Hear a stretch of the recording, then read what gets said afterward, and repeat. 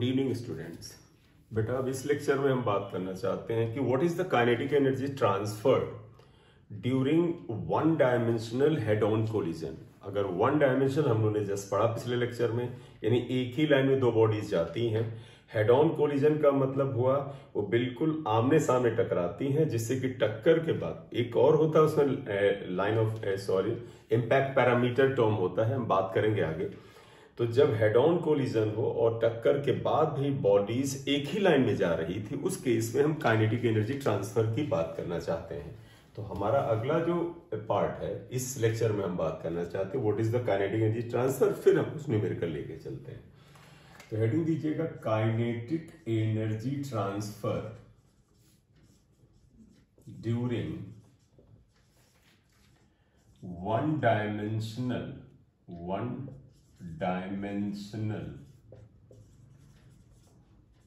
Head on collision.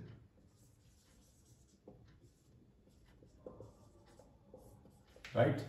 तो अगर आपसे कहा जाए what is the kinetic energy transfer, तो आपको अभी आप देखिएगा, समझ लो कि जो हमने पिछला पार्ट किया था उसी का कंटिन्यूएशन एक तरह से है। अगर हम पिछले पार्ट में से आपसे कुछ एक चीज पूछें तो देखिएगा, तुम्हें याद हो, ध्यान रखो, एक मास m1 था, इसकी वेलोसिटी u1 थी, हेड ऑन कोलिजन हुआ, इसकी वेलोसिटी u2 थी, टक्कर के बाद m1 v1 वेलोसिटी से जा रहा था, टक्कर के बाद m2 v2 वेलोसिटी से जा रहा था।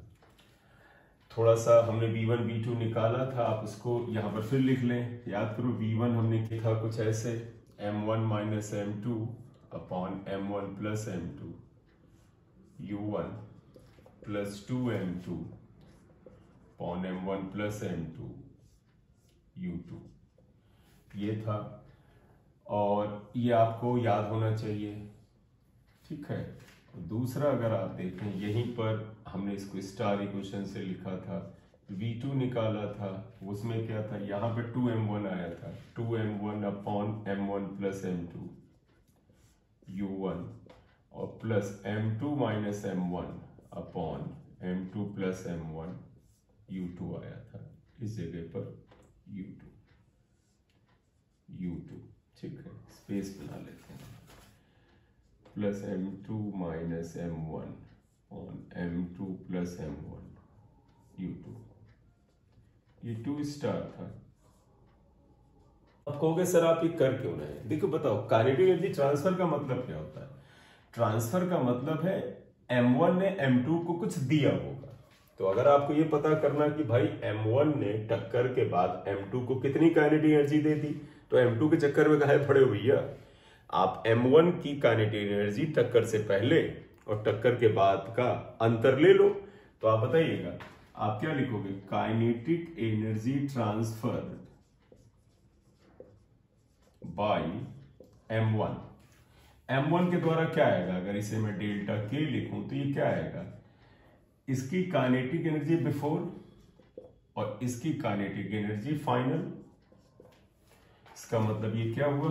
अगर मैं काइनेटिक एनर्जी ट्रांसफर लिखूं के आई, ध्यान रखना इनिशियल का मतलब पूरे का नहीं, सिर्फ m1 का, तो के आई का मतलब हाफ m1 u1 स्क्वायर, ये क्या हो जाएगा? हाफ m1 v1 स्क्वायर, ये हो गया। आप फिलहाल छोटा मोटा कॉमन जो निकल आए तो m1/2 कॉमन ले लो तो u1 square minus v1 square आएगा। फिलहाल काइनेटिक एनर्जी ट्रांसफर पता चला। बट ध्यान रखना, अगर m1 ने इतनी काइनेटिक एनर्जी का ट्रांसफर m2 को किया, तो अगर इसका ये नुकसान हुआ, मान लीजिए कम हो गई काइनेटिक एनर्जी, तो कहां गई? इसका इतना फायदा होगा। मतलब जितनी काइनेटिक एनर्जी m1 का ट्रांसफर होगा वो m2 में मिलेगा। तो तुम्हें अगर कोई कहे कि m2 को कितनी काइनेटिक एनर्जी का ट्रांसफर हुआ या उसका चेंज हुआ, तो आप कहोगे इतना ही तो होगा, क्योंकि एक खोता है तो दूसरा पाता है, ठीक है। ये आया। तो पहली तो बात ये हो गई कि भैया इतनी काइनेटिक एनर्जी फिलहाल ट्रांसफर होगी।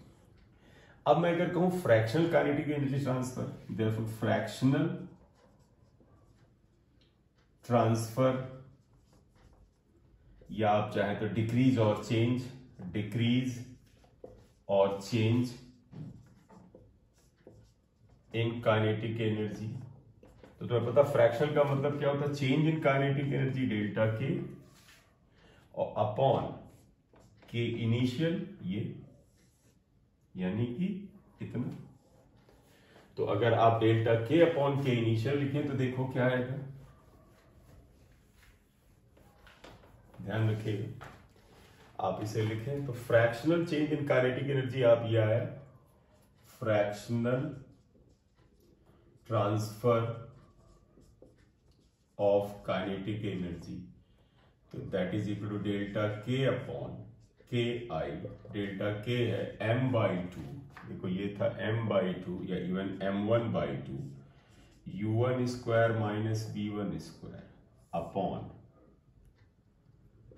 ये आप देखिए क्या आया था हाफ m1 u1 स्क्वायर, ये इससे कैंसिल हो गया तो ये कितना बचा बेटा, अगर देखें तो u1 square minus v1 square upon u1 square. थोड़ा और सिंप्लीफाई करें तो आप कह सकते हैं fractional change in kinetic energy equal to, देखो बेटा आप इससे इसमें डिवाइड कर दें तो 1 माइनस v1 अपॉन u1 का होल स्क्वायर है। पहले तो तुम इसे याद कर लो तो तुम्हें बड़ा तगड़ा फायदा हो सकता है कि सर टक्कर से पहले और टक्कर के बाद काइनेटिक एनर्जी में जो फर्क आएगा, ट्रांसफर आएगा, वो इतना आता है। अगर तुम नहीं याद करते सॉल्व कर ले भाई, क्या फर्क पड़ता है, बस ये है कि थोड़ा सा समय लग जाता है सॉल्व कर। ये अब अगर मैं तुमसे कहूं v1 की ये वैल्यू, ये m1 माइनस m2 अपॉन ये वैल्यू अगर मैं यहां रख दूं तो और आ जाएगा, लेकिन वो गंदा होगा कैलकुलेशन। तो अब यहां केस बनाएंगे। केस जानते क्या बनाएंगे कि what is the fractional transfer of kinetic energy when the second body was initially at rest, यानी u2 को 0 लेंगे। तो हम यहां पर अब क्या लिखेंगे, ध्यान रखिएगा इसे, ये हम हटा देते, इसका इस्तेमाल नहीं कर रहे हैं, इसका करेंगे तो इसको फिलहाल हमने रखा है। तो अगर हम यहां पर ये ले लें तो देखिए अब क्या, इसे याद रखना बेटा, आप दिमाग में रख लो, ये m1 minus m2 upon 2m2 आया था, ये आप हटा लो। तो अगर हम यहां पर लिखें, देखो if u2 equal to 0, that is u2 equal to 0 का मतलब है that is m2 was at rest before collision, m2 was at rest before collision, collision से पहले अगर वो रेस्ट में था, तो अगर था देन ध्यान रखना v1 कितना रहा होगा, v1 बेटा ये था, याद करो m1 minus m2 upon m1 plus m2 into यहां पर u1 था और यहां था 2m2 upon m1 plus m2 और यहां पर u2 था, u2 को आप 0 रख सकते हो। तो अगर हम इसे 0 रखते हैं तो ये टर्म गायब हो जाएगा। तो v1 इक्वल टू बस बचेगा m1 minus m2 upon m1 plus m2 into u1। अब आप ऐसा करो, ये v1 की वैल्यू उठा के यहां रखो, सिंप्लीफाई करो तो ये बड़ा एक पॉपुलर आंसर आता है। पुटिंग इन इक्वेशन स्टार, तो देखो क्या आएगा, fractional change in kinetic energy या fractional transfer is kinetic energy क्या आता है 1 माइनस, ये वैल्यू यहां रख रहे हैं तो देखो आएगा m1 minus m2 m1 plus m2 का स्क्वायर, क्योंकि इसका स्क्वायर होगा u1 स्क्वायर अपॉन ये u1 का स्क्वायर, ये कैंसिल हुआ। ठीक, तो अब आप देखिएगा, आप इसे अगर इसे जरा नोट कर लो, स्क्रीनशॉट ले लो, फिर हम इसे बताएं थोड़ा सा और आगे आगे चलें। देखिएगा अब मैं इसे हटा रहा हूं, तो अब इसे तुमसे याद हो जाए तो कोई बड़ी बुरी बात नहीं है। वो क्या है कि m1 पार्टिकल की काइनेटिक एनर्जी में फ्रैक्शनल चेंज या लॉस क्या हुआ, तो देखो ये आया देयरफॉर फ्रैक्शनल ट्रांसफर और decrease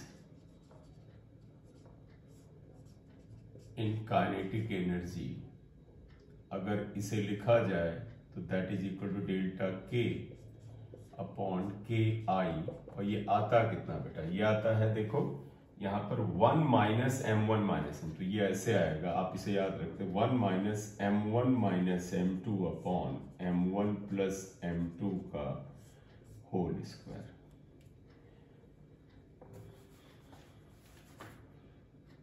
1 minus m1 minus m2 upon m1 plus m2 का होल स्क्वायर। तो ये fractional transfer of kinetic energy आता है, 1 माइनस आता है। ठीक, तो इसे याद करने में बड़ा फायदा है। तो अब तुम बताएं क्या कहोगे, तो मन में आएगा सर इसका मतलब टक्कर के बाद जो हुआ m1 की इतनी फ्रैक्शन काइनेटिक एनर्जी ट्रांसफर हो गई, नुकसान हो गया। तो तुम कहो, अब मैं कहूं तो बचा कितना, तो उसे बोलते हैं रिटेन्ड। तो therefore fractional kinetic energy retained, तुम्हें जो याद करने में आसानी, रिटेन्ड में तुम्हें ज्यादा हो, तुम्हें पता है फ्रैक्शन हमेशा आउट ऑफ 1 होता है, एक में से होता है। तो रिटेन्ड क्या होगा, आप कहोगे सर 1 में से आप इसे माइनस करेंगे, 1 minus m1 minus m2 upon m1 plus m2 का होल स्क्वायर। ये आप अगर इसमें से आप इसे करेंगे तो देखो बेटा 1 माइनस 1 कैंसिल हो जाएगा, ये इससे कैंसिल होगा, माइनस माइनस प्लस हो जाएगा। तो रिटेन्ड काइनेटिक एनर्जी याद रखने में ज्यादा हमें आसानी रहती है, m1 प्लस m2 का होल स्क्वायर होगा। तो फ्रैक्शनल के रिटेन्ड हमने m1 का निकाला यार, तो आप चाहे तो ऐसे याद कर लें कि sir fractional kinetic energy retained की value m1 minus m2 upon m1 plus m2 का होल स्क्वायर होता है। कंडीशन है अगर सेकेंड बॉडी टक्कर से पहले रुकी हुई थी तो ये इतने के बराबर आता है। तो रिटेन्ड याद हो जाएगा, तो तुमसे क्या ट्रांसफर बताओ तो 1 माइनस कर देना, तो वो ज्यादा आसान है। तो मुझे लगता है ये ज्यादा बेहतर है, इसको ध्यान रखना। 3 स्टार लिख लो, शायद हमने 2 स्टार यूज किए थे, ये आएगा। ठीक, तो ये फ्रैक्शनल काइनेटिक एनर्जी बेटा रिटेन्ड आ गया। रिटेन्ड को याद रखने में ज्यादा आसानी है कि that is equal to m1 minus m2 upon m1 plus m2 whole square है, क्योंकि अगर रिटेन्ड हो गई तो अगर आपसे क्या पता हाउ मच इज ट्रांसफर्ड, तो आप इसे 1 माइनस कर दीजिएगा। ठीक है, तो इससे आपको क्वेश्चन भी मिलते हैं, आप इसे लिख लो। एक सेकेंड, फिर एक न्यूमेरिकल उठाते हैं इसमें।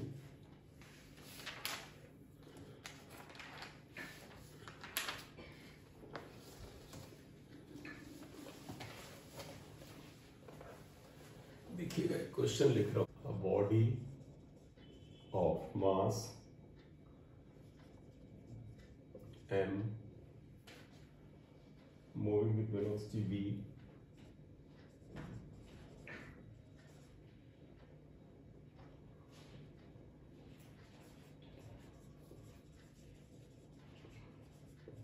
velocity v makes head-on collision with another, makes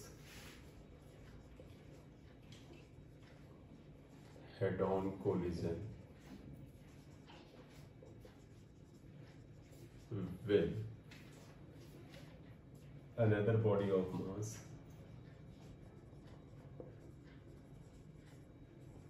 mass 2m, which is initially at rest,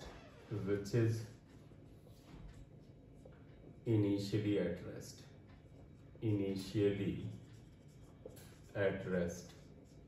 यानी U2 जो 0 हो गया, तो कहते हैं the loss of kinetic energy of the colliding body, यानी मास m बताना है। तो find out loss of kinetic energy of the colliding body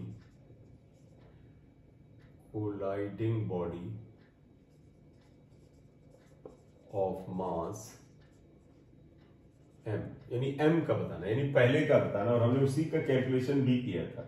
बहुत सी जगह पर आया है क्वेश्चन आपका, AIEEE में आया है, एम्स में आया है, AIPMT में आया है, AIPMT में आया है, एम्स में आया है, AIEEE में आया है, जिसे JEE मेन सब कहते हैं, सभी जगह। ठीक, आप जब इनके प्रीवियस पेपर लगाइएगा तो उसमें आपको मिल जाएगा। तो आप बताइएगा इसमें सोल्यूशन क्या रहता है। आप सोल्यूशन में देखो, पहले तो U2 0 दे रखा है, U1 को इन्होंने V दे रखा है, M1 को इन्होंने M लिया है, सेकेंड बॉडी M2 का मास जो है वो 2m लिखा है। तो अब तुम्हें याद है कि अगर सेकेंड बॉडी रेस्ट में रहे और हेड ऑन कोलिजन हो तो इन्होंने पूछा क्या, find out the loss of kinetic energy. तो तुम्हें याद है काइनेटिक एनर्जी रिटेन्ड जो था m1 minus m2 upon m1 plus m2 का होल स्क्वायर था। तो loss of kinetic energy, we know that loss या ट्रांसफर भी से हमने बोला था, transfer of kinetic energy of the first body जो था उसने। तो इन्होंने डिपेंड करता है ना आंसर इन्होंने कैसे ऑप्शन दिए हैं, वो तो हम तुम्हें वैसे निकालेंगे। तो इवन लॉस क्या, फ्रैक्शनल लॉस, आप यहां थोड़ा वर्ड लिख देना फ्रैक्शनल लॉस। इन्होंने तो लॉस पूछा है, उसे हम डेल्टा के अपॉन के आई लिखते हैं। ये था 1 minus m2 upon m1 plus m2 का होल स्क्वायर। ऑब्वियसली बात है, बड़े में से छोटा घटा दो, जैसे भी कर दो आंसर तो वही आएगा। m1 मतलब m minus 2m upon m plus 2m का होल स्क्वायर। तो इसका मतलब है delta K upon K I equal to 1 minus, ऊपर आ जाएगा माइनस m अपॉन 3m का होल स्क्वायर। ये कैंसिल होगा, 1 माइनस 1/9 8/9 आता है। ठीक, तो ध्यान रखना 8/9 तो डेल्टा के अपॉन के आई हुआ 8/9, ये आया। ये फ्रैक्शन लॉस है, इन्होंने लॉस पूछा तो डेल्टा के निकालना है। इसका मतलब डेल्टा के इक्वल टू क्या हो जाएगा, 8/9 के आई, यानी 8/9 ऑफ इनिशियल काइनेटिक एनर्जी के बराबर का नुकसान होगा। यानी जो शुरुआत में काइनेटिक एनर्जी थी मास m की, उसका 8/9 हिस्सा का नुकसान हो जाएगा। तो इसका आंसर जो है वो 8/9 of the initial kinetic energy. तो एक ऑप्शन है 8/9 of its initial kinetic energy, that is the answer. ये अ मूविंग मास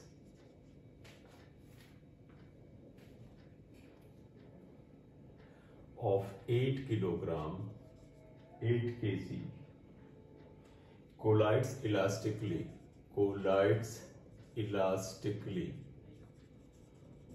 ध्यान रखना, ये जो फार्मूला भी यूज कर रहे हैं ये इलास्टिक कोलिजन के लिए कर रहे हैं। With a stationary mass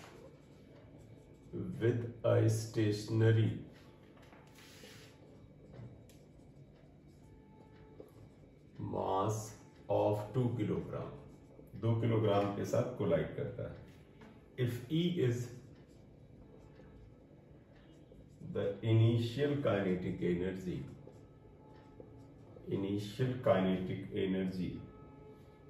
of the mass अब काइनेटिक एनर्जी करें, मास क्लियर नहीं करे तो ऑब्वियसली उसी मास का होगा जो गति में है, और गति में सिर्फ 8 किलोग्राम का है। Find out kinetic energy left with it after collision. देखो क्वेश्चन क्या कह रहा है मूविंग मास ऑफ 8 kg, यानी जो मास मूव कर रहा है पहला वो 8 kg है, यानी m1 इक्वल टू 8 किलोग्राम है। Collides elastically with stationary mass 2 kg, यानी m2 जो है वो 2 किलोग्राम है। और इन्होंने वेलोसिटी नहीं दी है, इन्होंने u2 0 दे दिया है क्योंकि वो रेस्ट में है। फिर कहते हैं if E is the initial kinetic energy the mass. अब बताइएगा, कई बार बच्चा कहता है सर किस मास का, यार जो चल रहा होगा काइनेटिक एनर्जी उसी का तो होगा। तो ऑब्वियसली बात है ये वाला तो रेस्ट में, तो इसका तो है नहीं। इसका मतलब है कि I जो होता है want find out the kinetic energy left. तो आपको पता है सिंस काइनेटिक एनर्जी रिटेन्ड का फॉर्मूला बेटा ये था m1 minus m2 upon m1 plus m2 का होल स्क्वायर। m1 का मतलब 8, m2 का मतलब 2, 8 प्लस 2 होल स्क्वायर। ध्यान रखिएगा काइनेटिक एनर्जी रिटेन्ड जो होता है तो फ्रैक्शनल काइनेटिक एनर्जी रिटेन्ड की बात आती है यहाँ पर। ठीक, तो ये आ जाएगा ये इतना, तो ये कितना हो जाएगा अगर आप लिखते हैं तो रिटेन्ड होता क्या वैसे, तो फ्रैक्शनल काइनेटिक एनर्जी रिटेन्ड आ गया 8 माइनस 2 इज 6/10, 6/10 का स्क्वायर, 3 हो गया 5, 9/25, तो ये आ जाएगा 9/25। देखिएगा काइनेटिक एनर्जी रिटेन्ड, हालांकि फ्रैक्शनल वर्ड होना चाहिए था, तो डेल्टा के अपॉन के इनिशियल, इन्होंने दिया है विद स्टेशनरी, देखो इनिशियल काइनेटिक एनर्जी ये दे रखा है, तो kinetic energy retained upon kinetic energy initial को आप चाहें तो ई से लिख दीजिए। तो देखो डेल्टा के इक्वल टू हो जाएगा 9/25 ई से इधर मल्टीप्लाई, तो जो काइनेटिक एनर्जी बचती है दैट इज 9/25 ई। ठीक, a neutron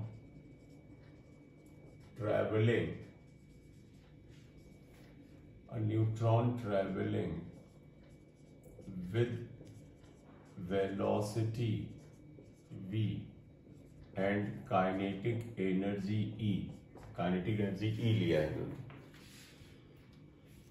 collides perfect elastically, collides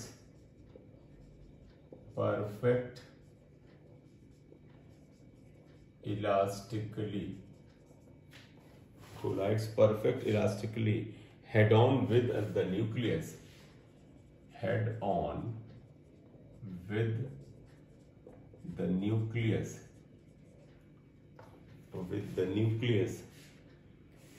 of an atom of mass number A, of an atom of mass number A at rest। अब वो find out fraction of total kinetic energy retained by the neutron ने कितनी fraction kinetic energy retain की है ये पता है, पूछा है, राइट। तो अब अगर आप देखिएगा काइनेटिक एनर्जी रिटेन क्या होता है आपको सभी को पता है, क्वेश्चन में आइएगा, देखो न्यूट्रॉन है, ये मान ली न्यूट्रॉन है, तो ये पता है ये न्यूट्रॉन, इसकी काइनेटिक वेलोसिटी v है और काइनेटिक एनर्जी इसकी k इनिशियल ले लें e के बराबर है। तो पता मास ऑफ न्यूट्रॉन हम 1 लेते थे, तुमने जब न्यूक्लियर फिजिक्स पढ़ा होगा तो याद होगा कि हम इलेक्ट्रॉन के मास को हम 0 लेके चलते थे, न्यूट्रॉन के मास को 1, प्रोटॉन के मास को 1 लेके चलते थे। ये न्यूक्लियस है प्लस, तुम्हें पता है न्यूक्लियस के मास को m2 को इन्होंने a से दे रखा है, ये हो गया, ये रेस्ट में यानी U2 0 है। तो ऐसे केस में जब U2 0 होता है तो तुम्हें पता है kinetic energy retained, even fractional kinetic energy, fractional kinetic energy retained delta k upon k i equal to क्या होता है m1 minus m2 upon m1 plus m2 का होल स्क्वायर। m1 है 1 minus a upon 1 plus a का whole square, लेकिन ki को इन्होंने किससे डिनोट किया, ki को e से किया है, तो delta k upon e equal to 1 minus a upon 1 plus a का होल स्क्वायर। इसलिए ऑब्वियस सी बात है kinetic energy retained equal to 1 minus a upon 1 plus a का होल स्क्वायर इनटू a आ जाएगा, सॉरी e आ जाएगा, e है। ये गलती कैसे हो गई जरा इसे कर लो अच्छे से। फिर पूछा क्या था, फ्रैक्शनल पूछा था कि टोटल है, द फ्रैक्शनल, ठीक है, ये गलती हुई हमसे, क्या फ्रैक्शनल पूछा है तो यही पढ़ा रहने दो, तो फ्रैक्शनल पूछा तो आंसर यहीं पे दे दो, तो आप समझिएगा फ्रैक्शनल में आंसर यहीं आ जाएगा, फ्रैक्शनल के ई रिटेन्ड, तो ये हो गया। अगर के ई रिटेन्ड पूछे तो यहां तक जाना, तो फ्रैक्शनल पूछे तो डिवाइड रखो, अगर काइनेटिक एनर्जी रिटेन्ड तो मल्टीप्लाई कर देना, ठीक है। इन्होंने यहीं तक पूछा था, यहां तक बताइएगा, ठीक है, तो इतना।